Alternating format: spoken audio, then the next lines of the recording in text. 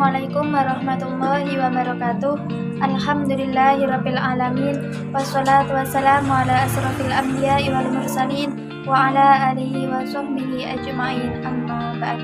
Yang saya hormati Bapak Muhammad Haris Ulinuha selaku dosen pengampu mata kuliah metode baca tulis Al-Quran, dan tak lupa teman-teman yang saya sayangi. Yang pertama, marilah kita panjatkan puji syukur kehadirat Allah Subhanahu wa Ta'ala, karena berkat rahmat serta hidayahnya kita dapat melaksanakan kuliah walaupun dalam keadaan daring. Sholawat serta salam marilah kita haturkan kepada junjungan Nabi kita, Nabi Agung Muhammad Sallallahu Alaihi Wasallam, yang senantiasa kita nanti-nantikan syafaatnya fitini fitunya hatal akhirah. Amin Allahumma amin. Kami dari kelompok 7 yang beranggotakan saya sendiri Mustafiqatul Ulfa, yang kedua Mas Muhammad Yusuf, dan yang ketiga Mas Zainal Arifin. Kami di sini akan membahas tentang wasal dan qalqalah. Langsung saja, yang pertama yaitu kaidah wasal dan qalqalah yang akan disampaikan oleh saya sendiri. Baik, yang pertama yaitu pengertian wasal. Wasal secara bahasa adalah terus atau menyambung bacaan.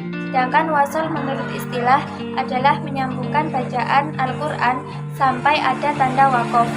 Membacanya tidak boleh terputus-putus. Apabila tidak kuat dalam membaca, nanti boleh berhenti. Tetapi nanti membacanya harus diulang kembali bacaannya. Yang kedua yaitu qalqalah.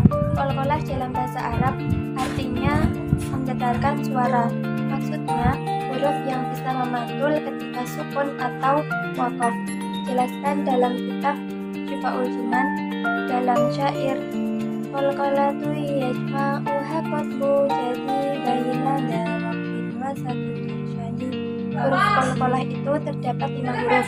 Yang pertama yaitu qaf, to, ba, jim, dan dal. Contohnya fi ahsani taqwim min qablik.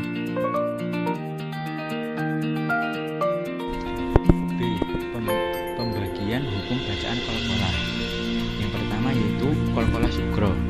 Qalqalah sugro ialah apabila dia mati atau sukun di tengah suku kata atau dengan perkataan lain. Tanda sukun atau matinya itu menurut bawaan semula.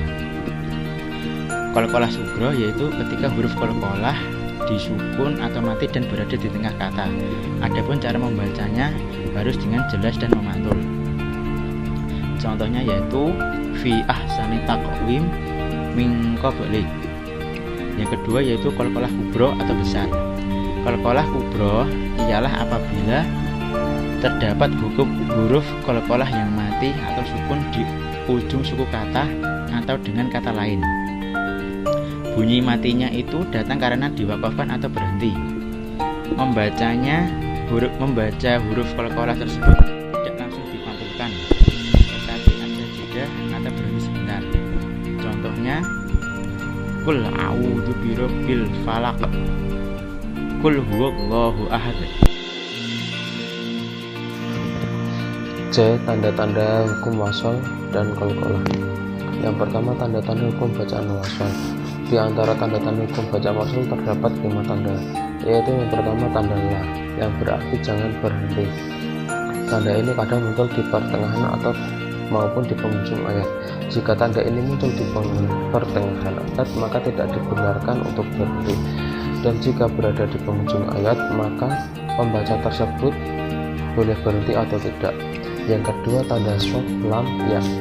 Tanda ini merupakan singkatan dari al-wasal aula, yang artinya wasal atau meneruskan bacaan adalah lebih baik.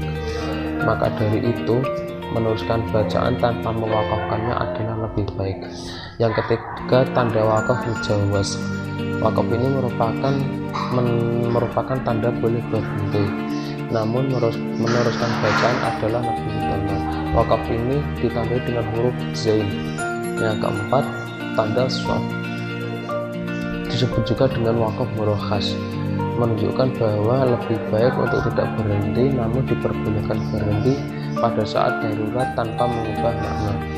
Yang kelima, tanda qaf, singkatan dari qila alaihi waqaf, yang artinya telah dinyatakan berhenti pada wakaf sebelumnya. maka dari itu meneruskan bacaan lebih baik walaupun boleh diwakafkan. Yang kedua, tanda hukum bacaan qalqalah. Kedua-dua jenis qalqalah yaitu qalqalah sughra dan qalqalah kubra mempunyai tanda bacaan yang agak berbeda dan mempunyai tanda-tanda tertentu untuk mengenalinya. Qalqalah sughra ialah apabila huruf-huruf qalqalah terdapat tanda mati, maka membacanya agak terulang sedikit, sekedar merupakan tasdid saja.